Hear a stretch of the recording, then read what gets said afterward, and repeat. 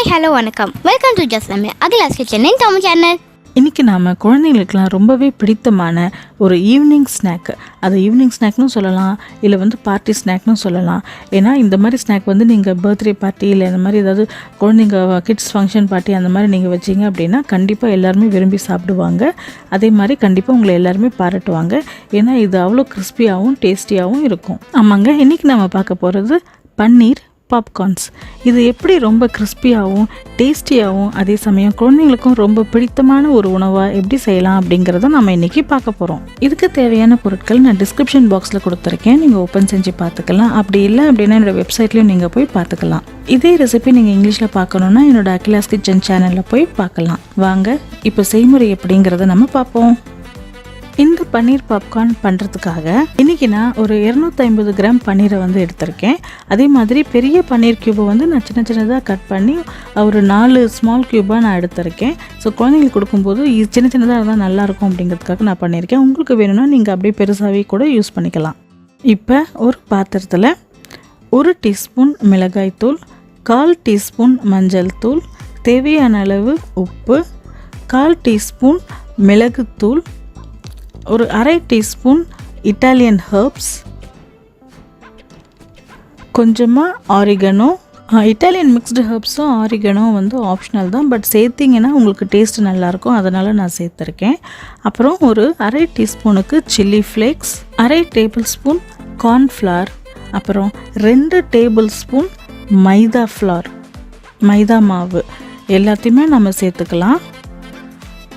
கூடவே 1 டீஸ்பூன் இஞ்சி விழுது, 1 டீஸ்பூன் பூண்டு விழுது அதையும் சேர்த்து ஒரு 1/4 கப்புலேருந்து 1/2 கப்பு வரைக்கும் தண்ணியை சேர்த்து எல்லாத்தையும் நல்லா இந்த மாதிரி கலந்து வச்சுக்கலாம். இது நீங்கள் கலக்கிறது எந்த கட்டியும் இல்லாமல் நல்லா கலந்துக்கோங்க. அதாவது எந்த லம்ஸும் நமக்கு இருக்கக்கூடாது.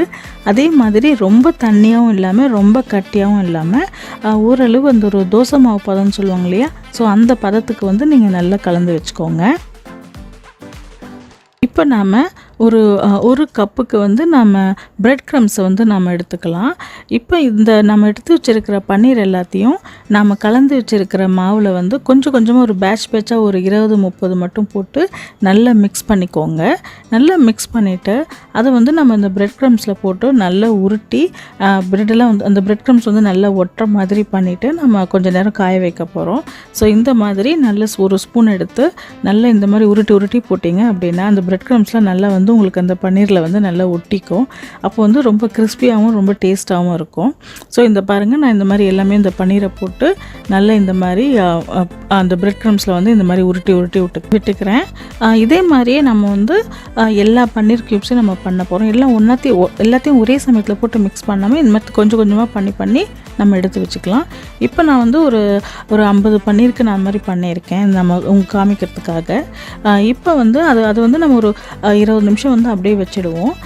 இப்போ நமக்கு தேவையான அளவு எண்ணெயை விட்டு எண்ணெய் நல்லா காஞ்சதும் நம்மளோட இந்த பன்னீர் க்யூப்ஸை நம்ம போட போகிறோம். போட்டு நல்ல பொன்னிறமாக இதை நம்ம வறுத்து எடுத்துக்கலாம். இதை நம்ம பொரிச்சு எடுக்கிறது ஒரு மீடியம் ஃப்ளேம்லேயே தீய வச்சுக்கோங்க. அப்போ தான் டக்குன்னு உங்களுக்கு குக் ஆகாமல் இருக்கும். கரெக்டாக மீடியம் தீயிலே வச்சுட்டு நீங்கள் மிக்ஸ் பண்ணிகிட்டே இருந்தீங்கன்னா கரெக்டாக இருக்கும். ரொம்ப லோவும் வைக்க வேண்டாம், ரொம்ப ஹையும் வைக்க வேண்டாம். இப்போ பாருங்கள், நம்மளுடைய பன்னீர் க்யூப்ஸ் எல்லாமே ஓரளவு நல்ல ஒரு லைட்டாக ப்ரௌன் கலரில் வந்துடுச்சு. ரொம்ப ப்ரௌன் ஆக விடாதீங்க, கொஞ்சம் கசப்பு எடுத்துக்கும். அதனால் ஓரளவு லைட்டு ப்ரௌன் கலர்ஸ் வந்தாலே கரெக்டாக இருக்கும். இப்போ பாருங்கள், எல்லாமே கரெக்டான அளவில் ப்ரௌன் கலராக இருக்குது எல்லா சைடும். இப்போ இதை நாம் எண்ணெயிலேருந்து எடுத்து வேறொரு தட்டில் நம்ம மாற்றி எடுத்து வச்சுக்கலாம். பார்த்திங்கன்னா உங்களுக்கு தெரியும், எல்லாமே நல்ல பொன்னிறமாக அழகாக வந்திருக்கு. ஸோ இப்போ இதை எல்லாத்தையுமே நம்ம எடுத்து வச்சிடலாம்.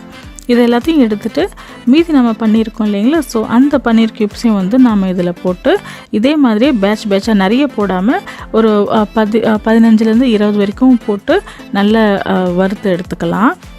இப்போ இது நான் சின்ன சின்னதாக கட் பண்ணிங்கிறதுனால தான் நான் 15லேருந்து 20ன்னு சொன்னேன். நீங்கள் பெரிய க்யூப்ஸாக இருந்தால் தான் நீங்கள் ஒரு 7-8 அந்த மாதிரி கூட போட்டு நீங்கள் வருங்க. இப்போ இந்த மாதிரி நம்ம எல்லாத்தையும் வறுத்து எடுத்து ஒரு தட்டில் வச்சுக்காச்சு. இங்கே பாருங்கள் எவ்வளோ அழகாக வந்திருக்கு அப்படின்னு சொல்லிட்டு. இப்போ இதை வந்து நாம் டொமேட்டோ சாஸ் கூடயோ இல்லை சில்லி சாஸ் கூடயோ நம்ம பரிமாற வேண்டியது தான். ஆமாங்க, நம்மளுடைய சூப்பரான பன்னீர் பாப்கார்ன்ஸ் ரொம்பவே அழகாக ரெடி ஆகிடுச்சு. ரொம்ப கிறிஸ்பியாக நல்லா இருக்குது, பார்க்கவே அருமையாக இருக்குது, சாப்பிட்றது போல் இருக்குது எனக்கு. இதை வந்து நீங்கள் குழந்தைங்க ஸ்கூலை விட்டு வரும்போது ஈவினிங் ஸ்நாக்காவோ இல்லை ஏதாவது ஒரு பார்ட்டிக்கு வந்து பார்ட்டி ஸ்நாக்காவோ நீங்கள் பண்ணிங்கன்னா கண்டிப்பாக எல்லாருமே ரொம்பவே விரும்பி சாப்பிடுவாங்க. இது ரொம்ப நேரம் நல்லா கிறிஸ்பியாகவும் இருக்கும், ஒரு 1 hour 2 hour கிறிஸ்பியாக இருக்கும். அதனால் நீங்கள் முன்னமே பண்ணி வச்சுக்கிட்டா கூட ஈஸியாக இருக்கும் உங்களுக்கு பரிமாறும் போது. கண்டிப்பாக நீங்களும் இதை வீட்டில் செஞ்சு பாருங்கள். செஞ்சு பார்த்துட்டு உங்களுக்கு எப்படி வந்தது அப்படின்னு சொல்லிட்டு எனக்கு கமெண்ட் பண்ணுங்கள். இந்த வீடியோ உங்களுக்கு பிடிச்சிருந்ததுன்னா லைக் பண்ணுங்கள், ஷேர் பண்ணுங்கள் மற்றும் சப்ஸ்கிரைப் பண்ணுங்கள். அதே மாதிரி என்னுடைய வீடியோஸ் உங்களுக்கு நோட்டிஃபிகேஷனில் வரணும் அப்படின்னா பெல் ஐக்கானை கிளிக் பண்ணிக்கோங்க.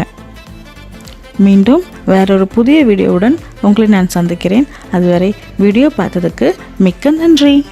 ரசித்து ரசித்து சமைங்க, ருசித்து ருசித்து சாப்பிடுங்க.